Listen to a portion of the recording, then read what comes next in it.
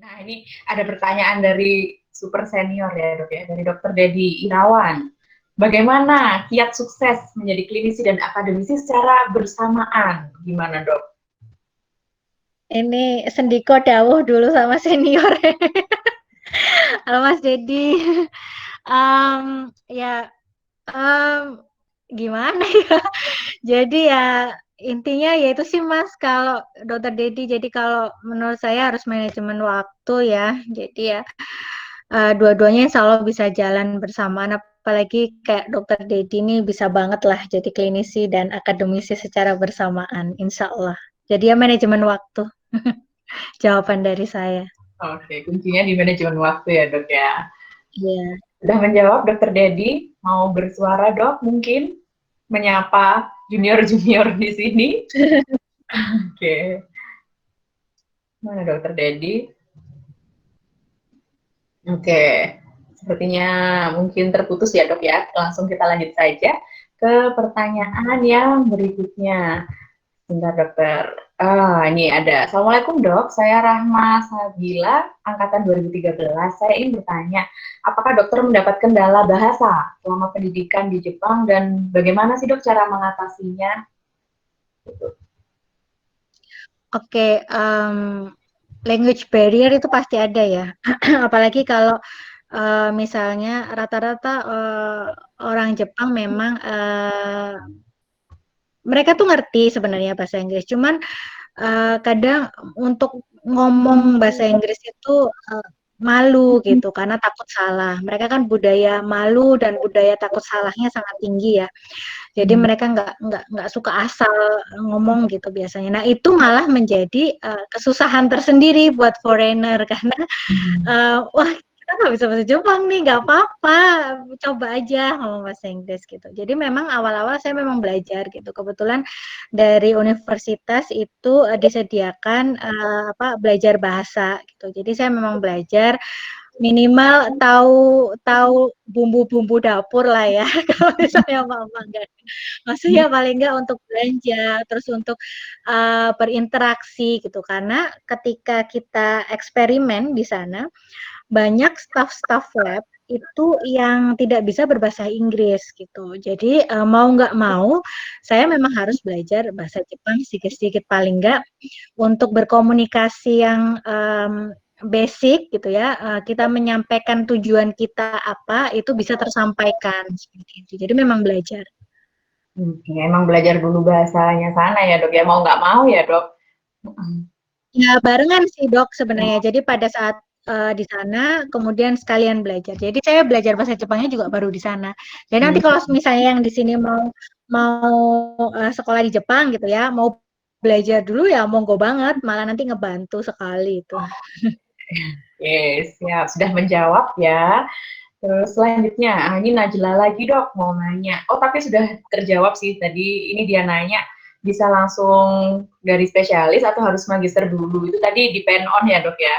Tergantung dia sebenarnya maunya kemana. Dan kalau sudah spesialis pun sudah bisa jadi dosen ya dok ya. Minimal kan S2 atau setara spesialis gitu ya dok ya. Oke, Iya. sudah terjawab. Langsung pertanyaan selanjutnya. Assalamualaikum, izin bertanya dokter, saya Rofi, angkatan 2018. Apa hal menarik yang membedakan sistem pembelajaran kedokteran di luar negeri, terutama di Jepang dengan di Indonesia, dok? Bedanya apa, dok, kalau di sini sama di sana? Beda, hampir sama sih sebenarnya model-modelnya hampir sama, metodenya sama, hierarki kedokterannya juga ada sama. Mungkin yang membedakan adalah menurut saya profesor sekalipun di Jepang itu sangat-sangat down to earth di sana. Bukan berarti di sini enggak ya. Maksudnya yang saya pelajarin gitu ya. Mudah-mudahan kita semua bisa mencontoh gitu ya.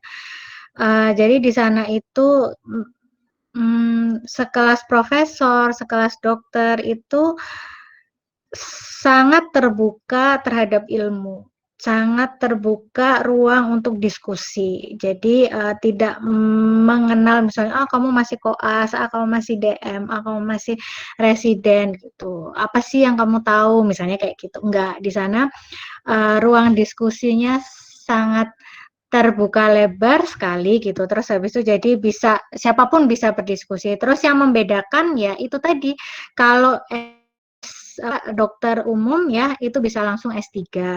Itu yang jelas berbeda dari Indonesia dengan Jepang gitu. Kalau di sana kan dokter umum bisa langsung S3, kalau di sini harus S2 dulu gitu. Itu kali ya. Iya, baik dokter. Lanjut ya ke pertanyaan berikutnya. Perkenalkan saya Randy Agung, angkatan 2017. Dokter ingin bertanya, sekiranya apa saja sih yang disiapkan untuk menempuh pendidikan PhD di Jepang? Untuk salah satunya itu perlu sertifikasi JLPT atau tidak ya dok? Kalau perlu JLPT sampai mana ya dokter? Lalu kelas internasionalnya bahasa Inggris atau bahasa Jepang dok? Oke. JLPT apaan ya dok? Ini bahasa Jepang. Oh, Jadi jadi kalau kalau bahasa Inggris kan TOEFL, IELTS gitu ya. Kalau bahasa Jepang itu JLPT. Kalau mau N1 monggo banget. Jadi yang tertinggi kan N1. Terserah nggak.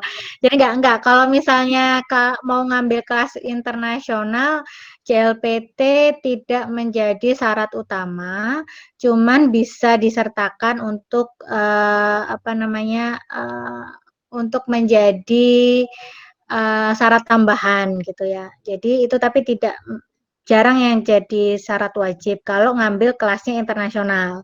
Tetapi kalau memang ngambil kelasnya untuk kelas Jepang, ya berarti memang harus menyertakan JLPT. Atau kalau mau ngambil residensi di Jepang, itu juga harus ada JLPT-nya. Tuh, kalau untuk residen ya, kalau mau ngambil residen di Jepang, selain harus UKDJ, enggak ada sih, maksudnya UKDI gitu ya, UKDI-nya Jepang gitu, memang harus gitu, jadi harus ujian apa UKDI sama OSCE. Nah, di Jepang itu harus gitu, karena untuk mempunyai license medical doctor-nya dulu di Jepang itu ada syarat JLPT. Tapi kalau untuk kelas internasional enggak. Kemudian bahasa pengantarnya bahasa Inggris kalau kelas internasionalnya gitu. oke. Soalnya beberapa negara yang saya tahu juga itu kan dok kalau untuk bekerja atau mengambil sekolah di sana tuh harus penyetaraan dokter umum dulu kurang lebih 1 sampai 2 tahun. Kalau di Jepang gitu juga nggak dok? Kalau mau bekerja jadi dokter ya, iya harus harus punya license. Nah, kalau untuk punya license-nya sama kayak di sini harus harus harus ujian dulu gitu. Jadi kalau mau jadi medical doctor di sana itu harus UKDJ, bukan ujian kompetensi dokter Jepang gitu ya, sama OSCE-nya Jepang gitu. Terus kalau mau ngambil residen di Jepang ya harus punya license medical doctor dulu gitu. Siap. Pertanyaan selanjutnya, Dok. Assalamualaikum, saya Sofi, angkatan 2012. Izin bertanya, Dok, apabila melanjutkan studi S2 atau S3 untuk kembali ke dunia kerja, misal jadi dosen, itu apakah harus ada penyesuaian atau penyetaraan, Dok? Mengingat kan langsung S3. Jadi kan dokter di sana tanpa S2 dulu ya, Dok ya. Nah, jika kembali ke sini, ada penyetaraan juga nggak, Dok? Saya penyetaraan didikti langsung. Jadi langsung ijazah kita, kemudian transkrip kita, ini berlaku untuk semua mahasiswa yang telah lulus dari luar negeri, itu memang harus disetarakan ya ijazahnya. Nah, itu ke Dikti. Nanti akan keluar surat dari Dikti, surat penyetaraan. Ya udah itu aja. Selesai. Oh, cuma langsung keluar surat penyetaraan gitu ya dok ya, nggak perlu ngapa-ngapain, tinggal tunggu surat aja ya. Oh berarti udah ya. Kecuali yang spesialis ya, kecuali yang spesialis. Kalau spesialis ngambil residensinya di luar, itu harus penyetaraan di sini. Jadi nanti ke konsil masing-masing ya, atau ke perhimpunan masing-masing, nanti akan ditentukan penyetaraannya di universitas mana. Misalnya di UI kayak, atau di UNER, atau di mana itu ada. Itu kalau untuk residen ya, itu biasanya tergantung di perhimpunan kedokteran spesialis masing-masing. Tapi kalau untuk S2 atau S3 yang bukan klinisi mengisi ya hanya itu penyetaran ijazah saja ke Dikti. Oke. Nah, ini sudah tidak ada pertanyaan lagi dari teman-teman, tapi saya masih punya beberapa pertanyaan nih, Dok. Ya, ini tadi kan cerita perjalanannya gimana sih dokter itu bisa jadi dosen. Oh, ternyata ada pertanyaan, Dok, dari senior juga nih. Adakah, oh disebutkan dulu ya, dari Dokter Anum Putri, angkatannya disebutkan nggak, Dok? Dari Dokter Anum Putri, Kepala Lab Biomedik FKUMR. Adakah kurikulum atau metode yang memungkinkan untuk diterapkan bagi mahasiswa untuk pembelajaran mata kuliah yang dianggap susah? Oke. Dok. Dokter Anu pertanyaannya, eh, uh, langsung ngobrol aja deh kayaknya, dokter. Maksudnya pembelajaran kurikulum sekarang atau biomed atau gimana, Dok? Untuk S1 sih sebenarnya kan nah. mahasiswa sendiri mesti punya pemikiran atau beberapa mata kuliah yang mereka nggak suka gitu ya, atau entah itu dianggap susah atau banyak faktor lah ya, termasuk mungkin dosennya dan lain sebagainya, atau mungkin Dokter Noki punya apa namanya tips gitu. Jadi gimana caranya agar semuanya akhirnya dibikin suka gitu. Sesuatu yang awalnya mereka nggak suka gitu, akhirnya suka. Nah, gitu. Jadi gini, Dok, kalau yang saya pelajarin di sana gitu kan, kebetulan kemarin itu juga masih sering-sering kontak. Jadi kalau di luar atau di Jepang ya, di Jepang itu mereka mahasiswa S1 itu dipaparkan dengan hospital, gitu, dengan klinis itu sedini mungkin. Nah, kalau kita, jadi supaya apa? Supaya mereka ada nggak ada gap knowledge gitu ya, dan mereka sudah lebih tertantang lagi gitu ketika mereka sudah dipaparkan dengan hospital sedini mungkin. Jadi kalau di sana awal-awal itu mereka udah masuk ke mana, ke rumah sakit gitu. Kalau kita kan baru setelah ini ya, setelah apa selesai esket kan, kebanyakan setelah esket. Kalau mereka enggak, mereka dipaparkan rumah sakit lebih dini, dipaparkan dengan lab-lab itu lebih dini. Jadi kalau misalnya kayak misalnya ilmu-ilmu fisiologi kayak gitu, mereka pakai aplikasi-aplikasi gitu ya.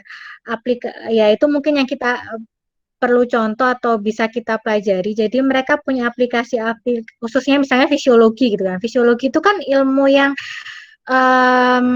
harus digambarkan ya. Kalau hanya dibaca gitu ya, itu kan susah ya, Dokter Anung.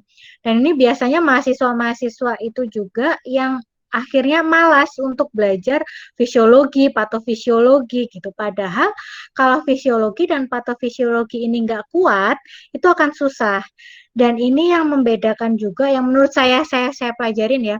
Jadi di sana itu mereka fisiologi dan patofisiologinya dimatangkan dulu, sangat-sangat dimatangkan. Setelah fisiologi dan patofisiologinya mereka matang hingga ke level seluler molekuler loh Mbak, Dok gitu. Jadi hingga level molekuler itu mereka baru dipaparkan patologisnya. Itu aplikasi, kemudian pakai virtual 3D gitu, misalnya belajar Hepar gitu ya. Hepar tuh mereka pakai visualisasinya yang apik. Ya mudah-mudahan kita nanti lama-kelamaan juga akan berkembang ke sana. Jadi memang eranya sudah berbeda, seperti yang saya jelaskan tadi. Anak-anak generasi Z ya sama A itu memang mereka tipenya kan kinetis sekali gitu. Jadi kalau hanya mengandalkan textbook atau baca di buku itu memang kesulitan, Mbak, Dok gitu, agak kesulitan. Jadi memang improvisasi dari dosen-dosennya untuk secara epic gitu, jadi video dan segala macam. Mudah-mudahan bisa menjawab ya, Dokter An. Iya, oke, Noki. Terima kasih. Nanti mungkin bisa kita sambung lagi untuk pembahasan lebih detail ini sepertinya. Soalnya memang eranya sudah berbeda, kita sudah nggak bisa lagi pakai cara kita yang dulu gitu ya, memaksakan adik-adik kita untuk bisa gitu aja, tapi nggak ada cara atau metode, kan kasihan adik-adik juga Iya. gitu. Salah Oke, satu yang terima paling kasih. gampang itu Hah? flip chart itu loh Mbak, flip chart method itu bisa dipakai. Oh, iya. Oke. Iya. Heeh. Oke, makasih Noki. Sama-sama, Dok. Oke. Sukses. Amin.